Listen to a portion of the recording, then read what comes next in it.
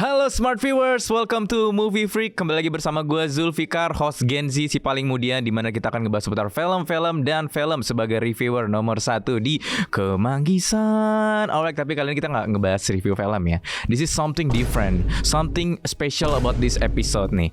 Nah, ini kita juga memenuhi para request Smart Viewers yang ada di sini, pengen mengundang. Ini Kak, undang lagi dong aktor ini, undang lagi dong. Nah, kita berhasil memenuhi keBM-an mereka nih. Nah, beliau ini kali ini ngedirect film nih.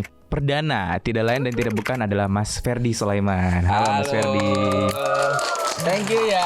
By request ya? Iya, by request. Semuanya kan request. Thank you. DM saya numpuk tuh Mas semuanya requestnya. Gimana Mas kabarnya Mas? Baik. Baik ya. Sehat. Perasaannya datang sini lagi gimana Mas? Nagih sih. Nagih ya. Jangan terakhir ya. Request terus ya. Iya.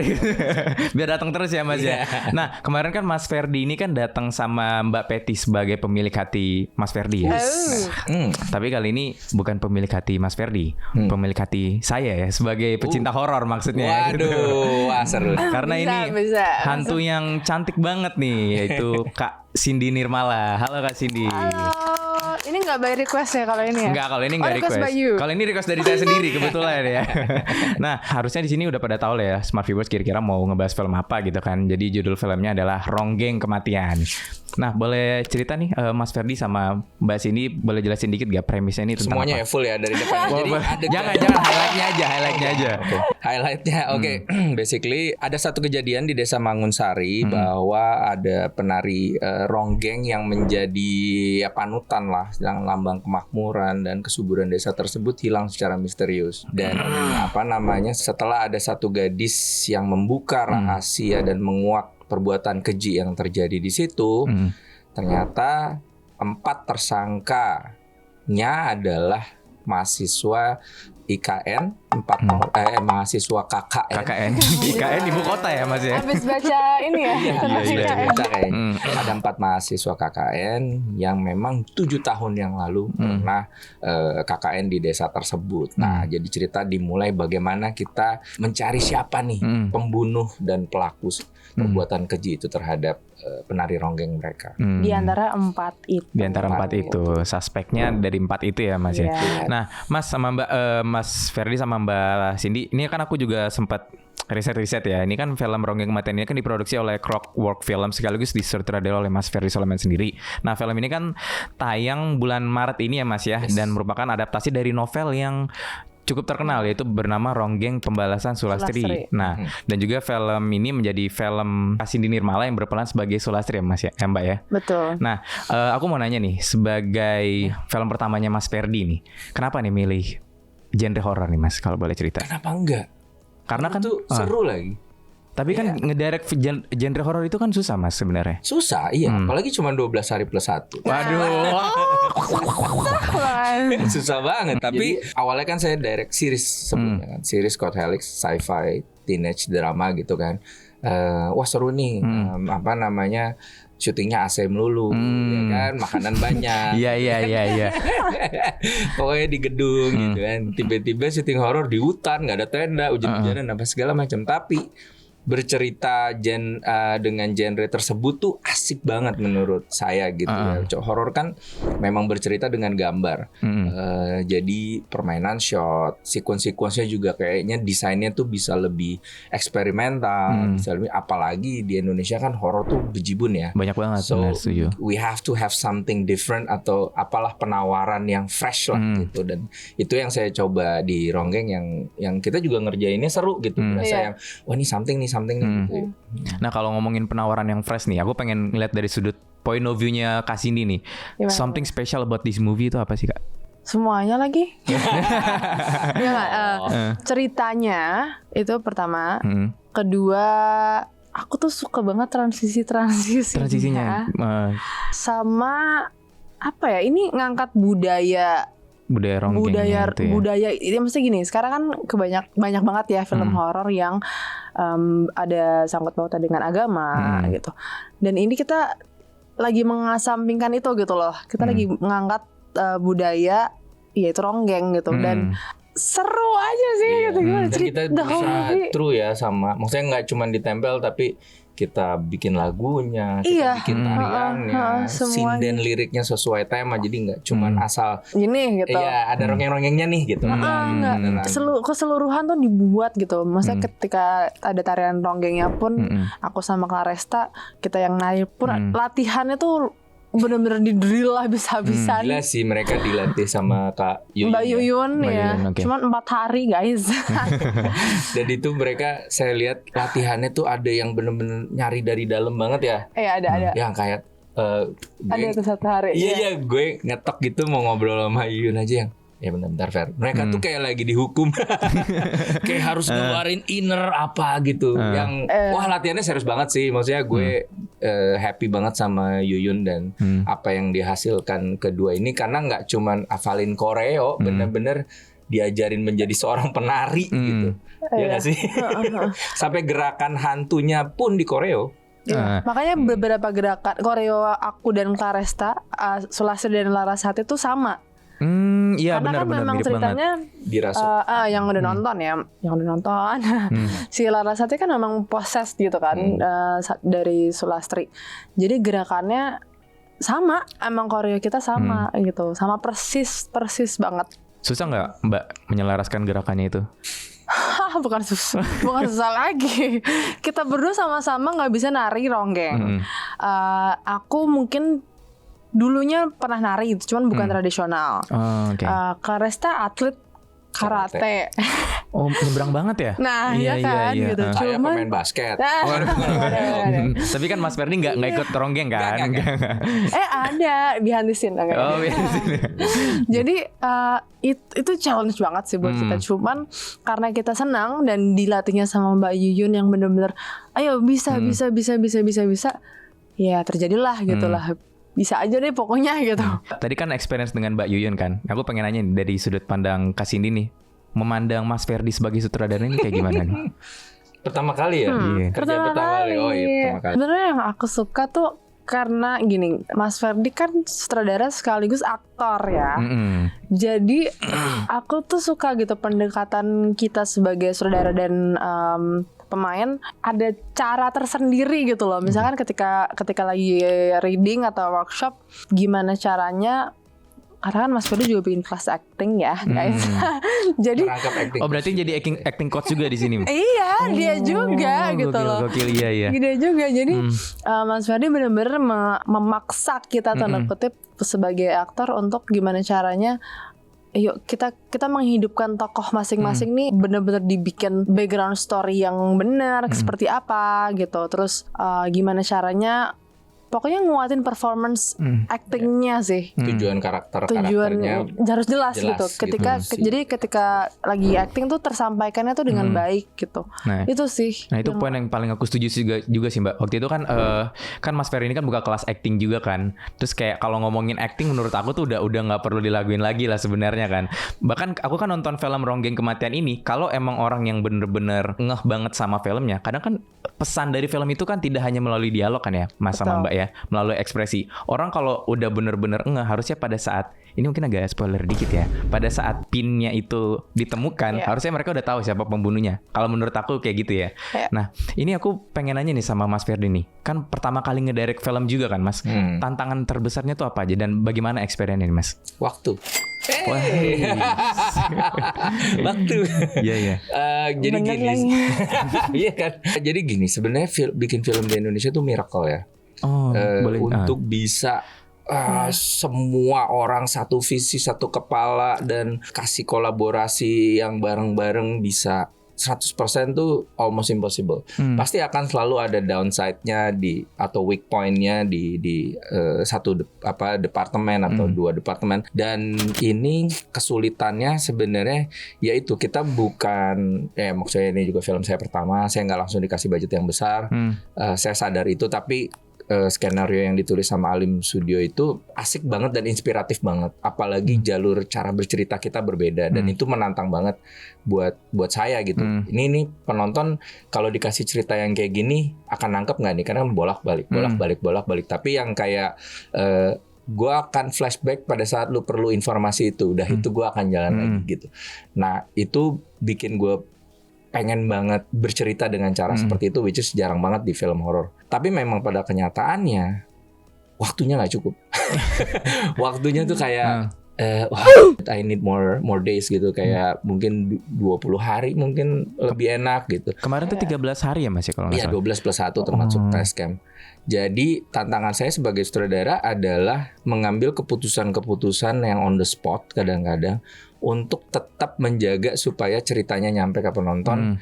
Tanpa, ya maksudnya penonton kan mana mau tahu apa yang terjadi di belakang layar. Benar-benar Yang penting gue bisa nikmatin apa enggak nih film. Kalau enggak ya gue kasih review jelek. Kalau gue suka ya gue kasih review bagus kan gitu.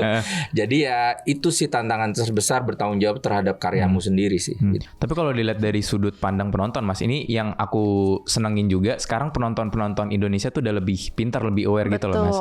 Jadi dari film kemarin tuh kita nggak yang oh ya udah nih gue kasih nih film, tapi mereka juga bisa mikir nih, oh maksudnya ke sini, maksudnya ke situ. Nah, dari penonton Indonesia yang udah mulai pintar ini juga banyak nih Mas yang berkomentar gitu kan. Banyak yang berpendapat bahwa dalam film ini ada aspek genre whodunitnya nih. Nah, kira-kira tanggapan Mas Ferdi sama Kak Cindy gimana? Setuju nggak kira-kira? Menurutku emang benar sih. Kita memang membuatnya seperti itu gitu. Jadi nggak cuman horor aja yang jump scare gitu. Ini juga ada unsur tebak-tebakan, teka-teki gitu, kayak siapa sih yang bunuh. Itu justru yang menurut aku ya, menurut aku dan menurut review teman-teman dekat aku, justru itu yang bikin gak bosan ketika nonton. Benar sih. Siapa sih gitu, siapa sih sampai nanya ke gue gitu misalkan kayak di tengah-tengah film nanya. Jadi siapa sih? Sabar gitu. Jadi kalau menurut aku memang itu strategi dari awal. Ya, bener gak?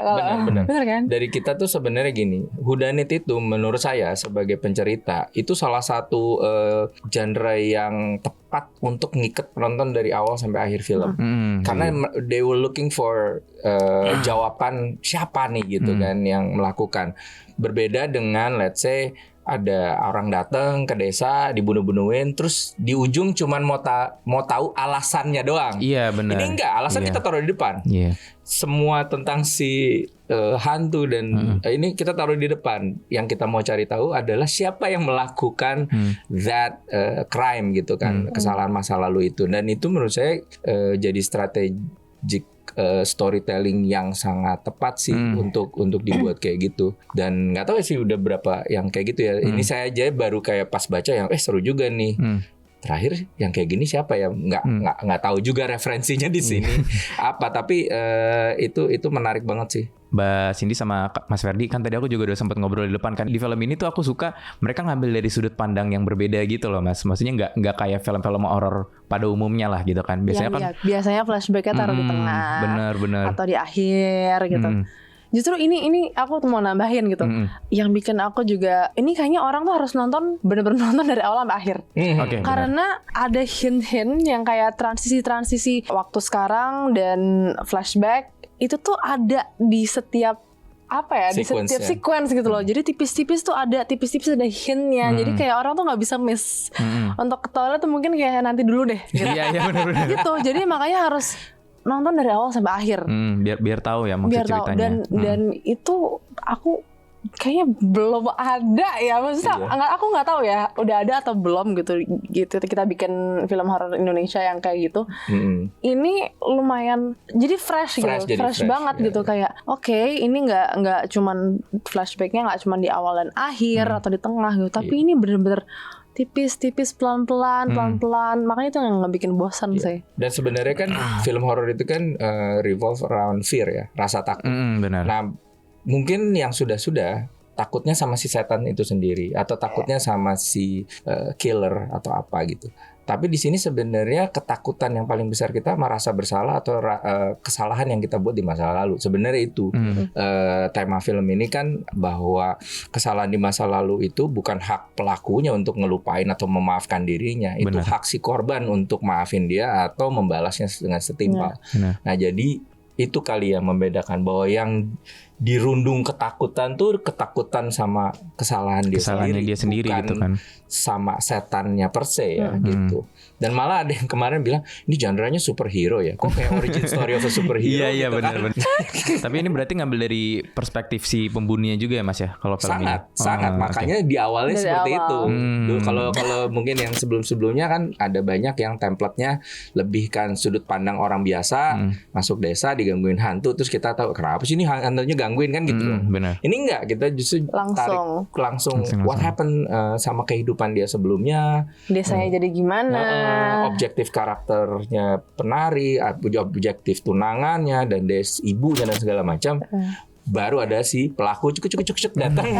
Siapa ini gitu kan. Mas sama Mbak, aku pengen nanya juga nih, tapi ini bukan masalah storyline-nya ya, tapi ini lebih ke teknikalnya. Ini aku salfok banget kemarin pas nonton, ini setan itu bener-bener full badan banget gitu loh. Oh iya. Nah, aku pengen nanya nih, gimana experience-nya dari Mbak Cindy pas di make up tuh? Seru banget, nggak apa-apa, seru banget.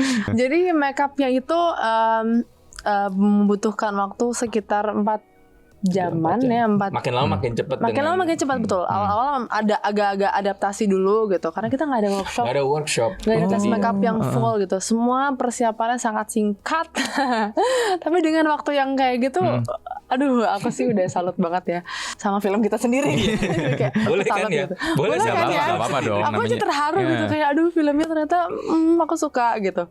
Oke, 4 jaman aku hampir tiap hari di make up kayak gitu. Hampir 4 jam tuh. 4 jam ya, paling cepet 2,5 jam lah gitu. Itu lumayan full ya. Belum bersih-bersihnya setelah itu. Berapa jam tuh Bersih-bersihnya 1 jam gitu. Belum mandinya setelah itu, jadi lumayan lama. Itu pas di make up diem gitu aja tuh Mbak? Diam gitu. Karena mau nggak mau itu kan pakai apa sih, silikon. Aduh, aku nggak ngerti.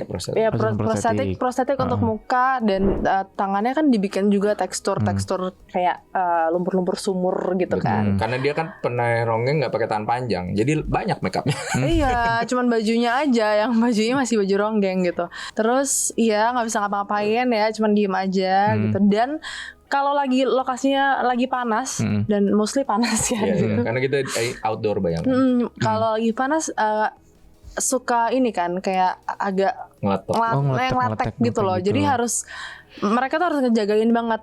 Udah gitu si Sulastri lagi jadi hantunya pun juga nari kan. Benar. Jadi tuh gerak dikit kayak keletek robek gitu. Iya. Harus ribet, iya harus touch up dan lagi. Dan makeup ini harus bisa kering, panas, basah. Betul. Hujan-hujan, iya waterproof bener. Hujan-hujanan, dan oh ya setiap adegan Sulastri tuh pasti hujan. Kayaknya itu pemanggil hujan ya Kak ya. Iya deh kayaknya, soalnya pemanggil hujan, yang mau hujan boleh panggil Sulastri. Ini udah banjir Jakarta ya. Oh iya. Sulastri istirahat aja dulu di sumurnya. Saya ke kantor harus muter nih.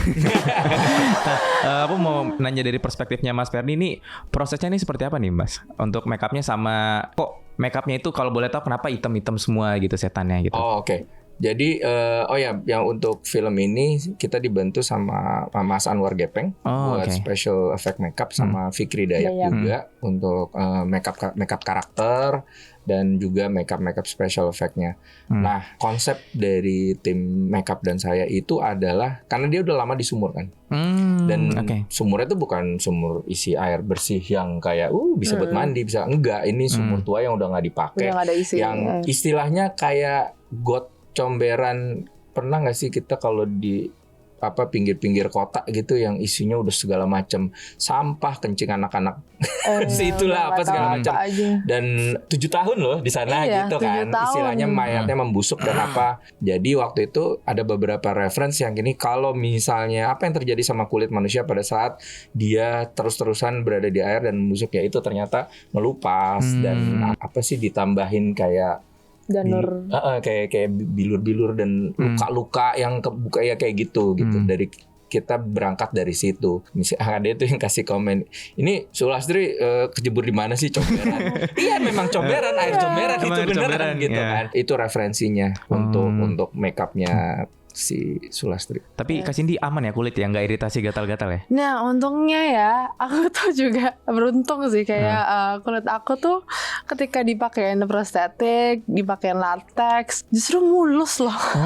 Jadi sama mereka dikasih itu juga apa ya kayak skincare-nya dulu apa dulu Oh gitu. gitu. Enggak juga.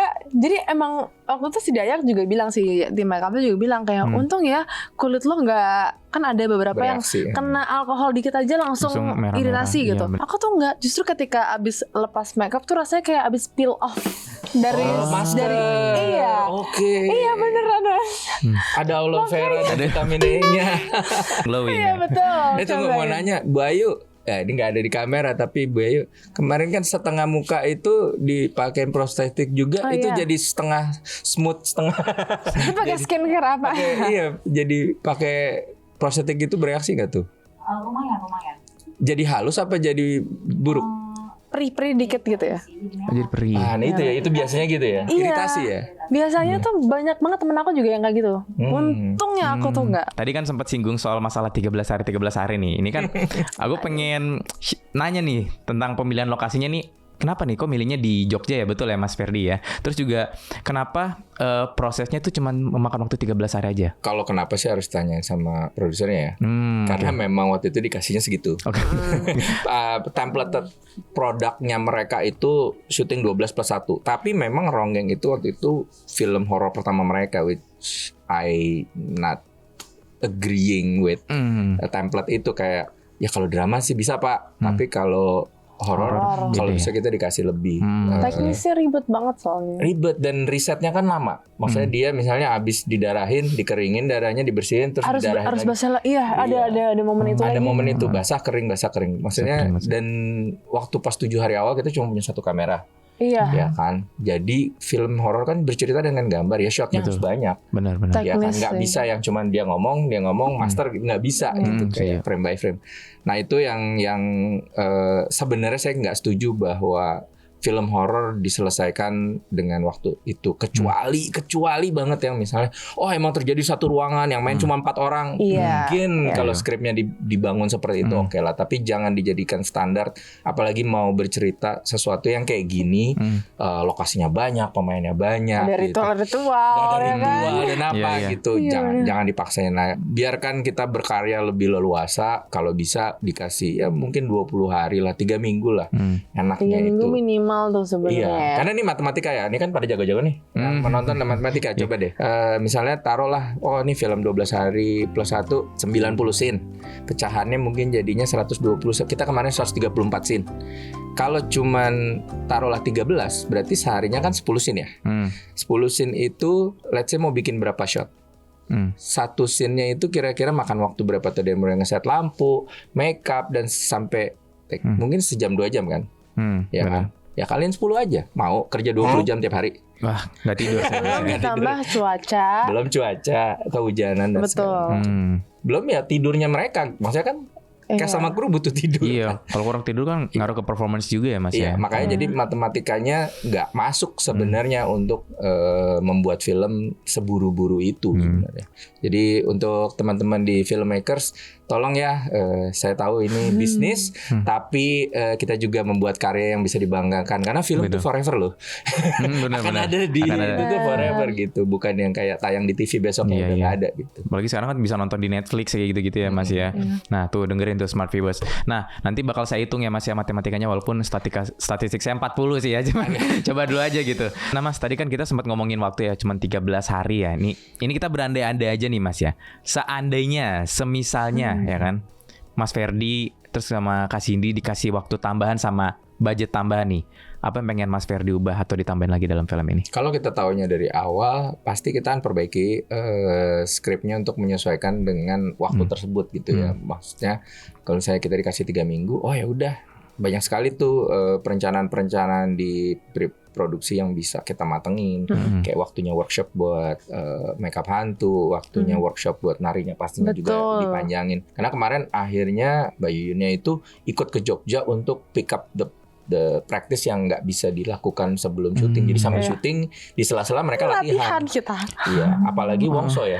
Wongso ketemunya hanya di Jogja. Jadi dia latihan nari itu pas kita lagi syuting. Gitu.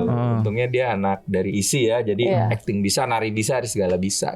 Mungkin itu sih dengan adanya waktu lebih pasti di persiapan skenario juga akan lebih disesuaikan. Pasti lebih matang gitu. Cuman kalau Mas sekarang bikin film baru aja yuk gitu. Benar. Nah kalau dari Kak Cindy gimana Mbak? Kak Cindy tantangannya sebagai hantu gitu, kalau misalkan apakah kayak bakal bisa lebih totalitas nih kalau misalkan lebih dari 13 hari atau gimana nih Kak?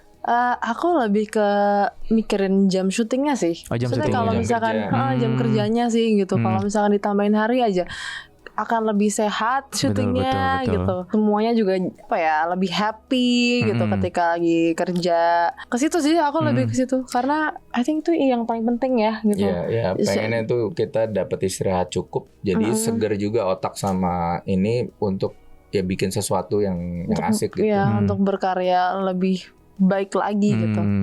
Tapi Kak Cindy kan ini aku sempat riset juga ya. Katanya Kak Cindy kan dulu main di film Mantra Surugana itu kan berperan sebagai hantu juga nih. Yes, betul. Nah, dari Surugana.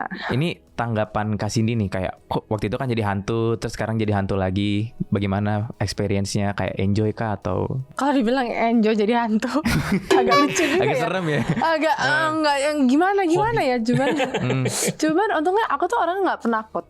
Jadi biasanya itu yang sebenarnya yang ditanyain sama orang gitu. Lo takut gak sih ketika lo mainin jadi hantu gitu? Aku tuh nggak takutan orangnya. Karena lo tiba-tiba lupa gitu bercermin ya. Enggak gitu. Jadi aku tuh kayak sebetulnya seru gitu ketika aku meranin jadi sosok hantu tuh menurutku kayak sesuatu yang beyond imajinasiku sendiri gitu. Karena kan gue nggak bisa lihat hantu. Pertama itu. Oke. Bagus sih sebenarnya. Makanya gue nggak bisa lihat hantu. Gue nggak tahu hantu sebenarnya kayak apa. Oke, kita mencoba untuk menghidupkan tokoh manusia itu kayaknya bukan lebih mudah ya, lebih ada referensi gitu loh. Kalau menghidupkan menjadi hantu tuh kayak gimana ya gitu. Cuman itu yang seru jadinya. Aku bisa mengeksplor apapun yang ada di imajinasiku dan imajinasi sutradara dan penulis. Jadi kayak gue mau bikin Sulasri kayak gini gitu. Aku mau bikin Surugana kayak gini. Tapi emang Ronggeng ini menarik banget ya Smart Viewers, dari proses syutingnya yang menurut aku cepet juga ya, 12+1 ya. Terus juga banyak hal-hal yang unexpected ya Mas ya selama proses syuting. Terus juga dari segi storyline juga menarik banget. Di sini juga Mas Ferdi baru pertama kali kan Mas ya ngedirect film layar lebar ya. Nah, ngomongin film nih Mas ya, next projectnya nih kira-kira ada apa nih? Apa mau jadi aktor kah atau ada project lain yang digarap nih apa? Untuk nextnya yang paling dekat mungkin sebagai pemain dulu ya. Main bareng Cindy juga. Apa tuh? Sama Patty juga yang jadi Bu Ayu di film Ronggeng. Kita nanti ada di satu film. Ketemu lagi kita. Udah belum boleh ngomong judul ya? Kayaknya udah ini. Udah boleh. Oke, boleh di spill Kak ke Smart Viewers. Nah, saksikan kita nanti akhir tahun ini di film Pulau Hantu. Pulau Hantu. Oke, kalau anak-anak muda tahun 2010-an ke bawah harusnya nggak asing ya sama film ini ya. Oke deh, makasih ya Mas Ferdi, Kak Cindy udah datang ke sini. Thank you banget udah ngobrol-ngobrol sama kita. Semoga kita ada next project bareng lagi ya. Amin ya. Harus. Baru 2 kali saya. Iya, semoga makin sering ya diundang ke sini ya Mas Ferdi. Jangan kapok ya datang ke sini ya. Jangan terlalu jauh jaraknya. Kemarin kan guru ngaji ke itu jauh banget. Iya, agak lebih padetan dikit. Iya, siap. Nanti saya ngomong ke produsernya dulu ya Mas ya. Oke. Sama pertanyaannya lebih banyak juga boleh loh. Oh boleh ya. Lebih susah juga nggak apa-apa ya. Nggak apa-apa. Oke, nanti kita butuh yang kayak gitu. Oke. Kalau gitu kurang lebih sampai di dulu aja Smart Viewers. Jangan lupa untuk like, comment, share, and subscribe. Dan jangan lupa nyalain lonceng di YouTube channel Binus TV biar kalian gak ketinggalan video-video terbaru dari kita. Dan jangan lupa untuk follow Instagram kita di moviefreak.review dan TikTok kita yaitu movie.freak agar kalian bisa update terus nih terkait info-info seputar film-film dan film. Kurang lebih gitu aja Smart Viewers. See you on the next video. Bye.